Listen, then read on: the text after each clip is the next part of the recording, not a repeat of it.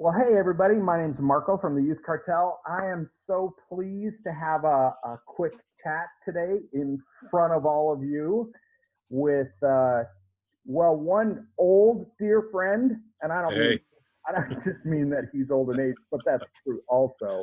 I mean that we've been friends for a very long time, and one new friend of mine. Hey, So, everybody. Dave and Eb, why don't you introduce yourselves? Eb, you start. Tell us who you are and what you do in life.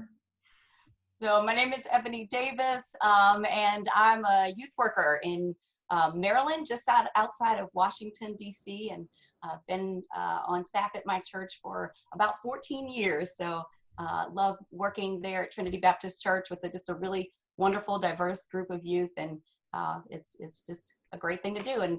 And luckily, I get to do some partnering with Dave and others on some different research projects as well. Very cool. Dave. yeah, my name's Dave Rahn, and I've been in youth ministry in some form or another for about 48 years, and just 2 weeks ago retired from Youth for Christ full time. But this is kind of people have said you're not really retiring. I go, I know, but I haven't figured out yet what's next. So it's a cool space, and it's an especially cool space. I mean, I've been with Youth for Christ and Huntington University as a professor and done some research, but the joy of that has been in the connection with some of the best people over the years, and Ebony's one of them. So it's been fun. Dave, yesterday I was meeting in my backyard with a 24-year-old youth worker. You know, he's one of these young, talented guys who happens to be the student ministries pastor at a church of 10,000 people. But he's 24, right? Yeah, right. And he's a good guy, but he's young. I mean, I have kids older than that, as you do also. So it was really wild. And I referenced you because he was asking me, it was kind of a coaching session, and he was asking me what I'm looking forward to. And I said, there is plenty I'm looking forward to, but I am genuinely, like, when I used to look at, guys my age, 57, and hear them say how they were looking forward to slowing down, I would think that they were idiots or lazy or whatever. Right. But I said, I have a friend, Dave, who just retired, and I just regularly find myself jealous of him. I know you will keep doing stuff, but Well, and I would tell you, not knowing who your 24-year-old is, I already just want to go mess his hair up. That's all I want to do. he has, of course, the long, flowing blonde. Oh my gosh, he is just the archetype in many ways. Yeah. Okay. Before we dive into we're talking here, and of course anybody who's watching this knows that we're talking because you guys co-authored a book that's just releasing here. And but before we get into that, how about if you tell me how the two of you, even from your introductions, you are very different places in life. How is it that the two of you met and came together to write a book together? Let me take this one. Ebony showed up in my master's program that I was leading and teaching in, an MA in Youth Ministry Leadership, and she showed up in about 2008. And in the classroom, you see who pops, who's sharp and who's not. And she could write, she could speak, she's very conscientious. In fact, that's one of the things that I probably have taken unfair advantage of with her sometimes in our partnership, because I just know she'll die before she misses a deadline. And in that respect, I mean, so there've been a number of different things that I just kind of invited her into. We come on, join this research project on urban indigenous leadership, come on and help me kind of co-edit in the 3-Story Bible project, and on and on. But inside of research affiliation I was connected to with the Yale Center for Faith and Culture, where they were going to say, let's look at joy. We've got a bunch of money. And by the way, all of you who are in my category of sort of being aged people, senior research consultants and all that, when we get to the rubber meets the road, you're going to need to find a junior colleague, a junior researcher.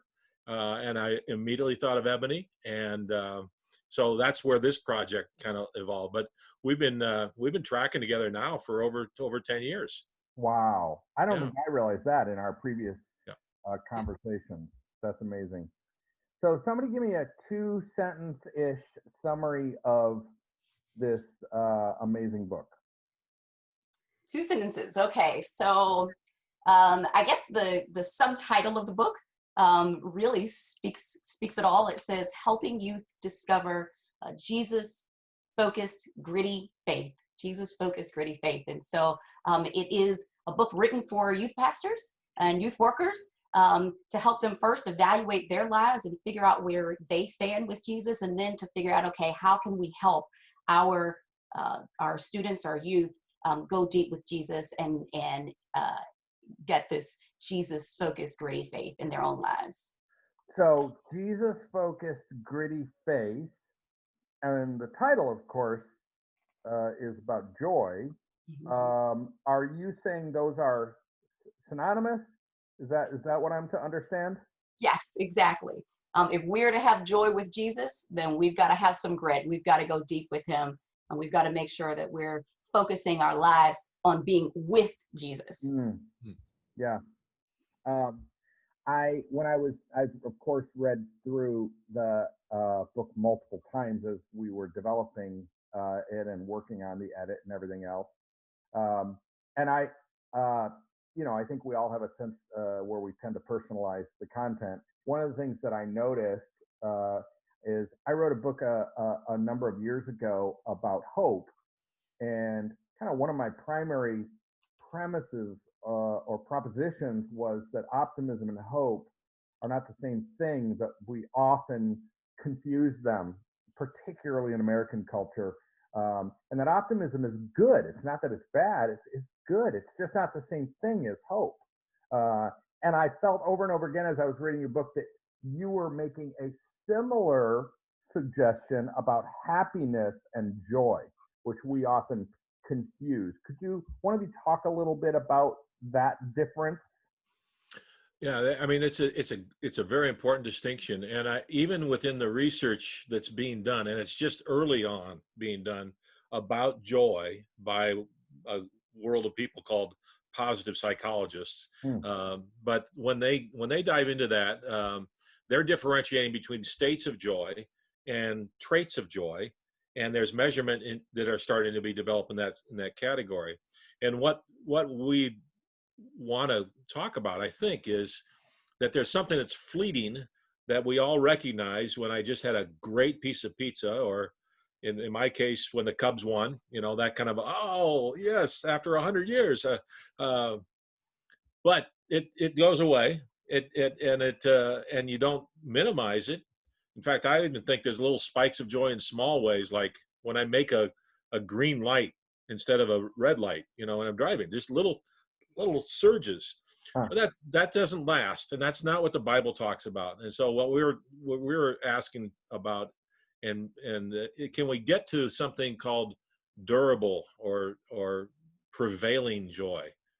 Because it does surface in Scripture as like a command, like rejoice always. You go, okay, is this serious or not? And by the way, if it is, and you turn your attention to kids and young people, you're going, they're not connecting here. And that's not actually the brand that youth ministry or even the church has right now. We don't have a public brand that says, oh yeah, they're the joyous ones. No, we're not represented that way. And that feels like a miss. Yeah. So if I'm hearing you right, and from what I've read, tell me if I'm getting this, and maybe I'm oversimplifying it. Happiness is circumstantial and is fleeting, and it's a feeling more than anything else. Joy is a state of being that results from a series of choices and practices. Wow, is it too late to put that on the back cover? You've got it perfect to me. No, I'm just kind of trying to distill what I remember reading in the book. So. Yeah, I like that. Ebony, I mean, we always do this. I love it. We have to agree on things. Yeah. was good. Okay, so this is interesting. We're having this conversation on July 15. The book comes out in about a month, about on August 15. I'm not sure when we'll take this this actual recording live, somewhere around then probably. You two and I started talking about this. I mean, it was more than a year ago, and you were doing the research on this for years before that. But suddenly, here we are, as of today, we're, the coronavirus in the States is just in a horrible place. Predictions in a lot of states and for the whole country. Some places are a little better than others, but it's pretty scary. And of course, the teenagers we're working with are, youth ministry is so freaking hard right now. So one of the things I'm wondering is if this book, by God's grace, because none of us intended this, is more pertinent today than we had any expectation it would be. Oh, yeah. Kind of talk about why that would be the case a little bit?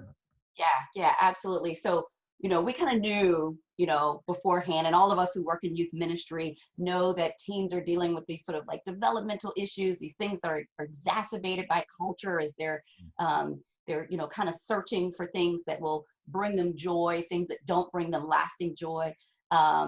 It feels like they were kind of able to sort of, I don't know, maybe get through, but COVID took us to another level where it put all of those things that they look to for joy. And first of all, for many of those things, it sort of snatched the carpet from under them. They were no longer available to them, right? And so now, where does your joy come from? If you can't play sports, if you, in my county, they were no longer given grades. So if having an A on your paper is what was giving you, fuel, temporary fuel, none of those things were available to them. Their friends weren't available to them. But then you take that and you also say there were some things that teens felt did bring them joy that were more available to them. They're being inundated right now with everything online and everything on their phones. That's their whole lives right now. And yet we're finding that they're still not satisfied. They still are lacking joy, that durable joy that we all know can't be found through anything but Christ. And so, this is really timely because, we've, and even in youth ministry, like all of the things that we use to bring our kids joy in the youth ministry were taken away from us. There are no games, there's no pizza nights, all of those types of things that were all taken away from us. And all we have is God's word to share with them. And so we're finding they're finding that what they depended on wasn't sufficient. And so this book is really timeless because only Jesus is. Yeah, it's a fun thing to think about God using disruption, and just kind of go into Bible reading and reflection with that mindset. How does God use disruption, and does He actually need to initiate it with us? Because frankly, without being disrupted, we are heading the wrong direction, or we're self-destructing, or we're doing damage to ourselves. And I think that's part of what we were assigned by the Yale people to look at Sabbath rest in youth ministry, which was, I'm going, why are you asking me to do that? I have no history or credentials of that legitimize that inquiry. But when you began to see once a week as a disruption move, it starts to make a little sense. Like God's going, hey, don't press reset once a week, press reset once a week. And now you start to pull back and you get practical about what all that means. It's really fun. So I want to ask you guys a question, but I want to preface it by saying I would like you to keep your answers brief on this one, because it's a question that could bring really long answers. So I guess I'll address that specifically to Dave. No surprise. And I feel like Ebony has sent you a message or something on that. Wisdom is measured by quantity of words. So, not that you've done that in this interview very much. We just know truth there. Okay, so the question is, clearly, that people will find when they read the book that the process of wrestling with this became very personal. These are not just cognitive ideas that you're suggesting, and it really impacted your life. Can you talk briefly about that, both of you? I'll take a first shot. The word restlessness popped up as a joy bandit, if you will, something that robs us of joy. And so you begin to identify culprits of restlessness. And that got personal real quick. It's like, and in fact, it not only get personal, the very things that have contributed to me being successful over a long period of time and people paying me for things were actually the things that fed that restlessness. And so I'm going to go, okay, I mean, Ebony became my intervention partner. I'll say it that way. Let's get real about what this is like. And we got to share stuff and kind of coach each other into our own discovery mode. What do you think about that, Ebony? Yeah, I think it was so funny that we started this thinking, okay, well, this is a research project that we're on. It's kind of how this whole thing got started. And we kind of tried to approach it in that way. And then God does what God does, and we just sort of realized, I think for both of us, certainly for myself, that there were just some really significant things that had to be dealt with. And it just really got personal. And so it was like, okay, if we're going to do this, it can't be just something that's in our head. This is something that as we say, Jesus has ruined us, that he had to get in and do the work in us so that we, could be able to even write what we wrote. Yeah. I have a leaf blower outside my window right now, so I'm going to ask this question quickly and then mute myself again. Oh, there he goes. He just chose to charge it up right at that moment. I understand. We also published a downloadable curriculum as a companion product to this book. Can you talk about why we did that and what it is? Yeah. Yeah, that's you, Ed, because I didn't want to be practical about anything. Go ahead. So I'm the practical one, right? So yeah, I mean, the book is, again, it's written for the youth worker. And the youth worker is going to deal with some things personally, and then and then it kind of pivots to, okay, now what do we need to do? How do we need to help our youth discover this joy? And sort of the curriculum is sort of an extension of that, to just sort of get that process started. Because I know for me as a youth worker, sometimes I'll read something and go, oh, that was great, and then you say, now what? So really, this is the answer to that. This is to help youth workers start that process of helping their teens discover the joy that Jesus has available for them. Yeah, and it really it does hit on habits, because what we felt like what we learned along the way is not unlike what I'm doing right now in attempts to lose weight. That there are certain habits that you have to apply. I'll use the term that we use the ones in the book, and Eb liked a lot. Counterterrorism has habits, right? So a little bit of a way to say, how can we actually embed our lives with habits that get us joy with Jesus? So awesome. Well, this has been a great chat. I've actually really enjoyed it, learning even more about you two and the book, even though I've already read it multiple times. I'm really proud that we've published this book. I think it's a very important work, and I hope that lots and lots and lots of youth workers will read it. Their lives will be changed, and they will have a different understanding for kind of the aim of what they're doing in youth ministry. Tell people where to find you online if they wanted to. Yeah. Ebony online is like a Where's Waldo thing. It's just so. That's a good comparison. It is. She's the treasure hunt. If you can find her, good for you. And but actually, she's coming. She's sort of getting acquainted with Facebook, and we're talking about Twitter for Ebony. But He has not convinced me yet. He really is not. Where can people find you, Dave? yeah, I'm easy to find. I'm on Facebook, Twitter, and LinkedIn. So you can find me with Dave Rahn, but my handle on Facebook and Twitter is Dr.